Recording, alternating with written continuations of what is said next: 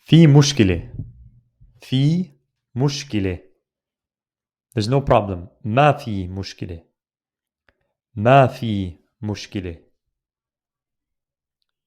في ناس. في ناس. ما في ناس. ما في ناس. في أكل. في أكل. ما في أكل. ما في أكل. Now, of course, with the affirmative statements like في أكل, you can change that to a question by just changing your intonation. So instead of saying it like a statement, في أكل, you can say في أكل. Is there food? Is there food? So the في here is super common and useful mini word that we use in spoken Arabic.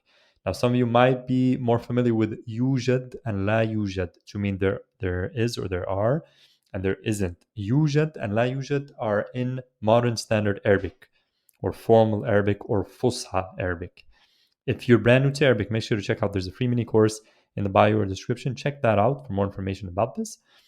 The fi over here is used in dialect, many different dialects. The pronunciation I'm providing you here is Palestinian, Jordanian. So fi, there is or there are, ma fi, there isn't, and some examples.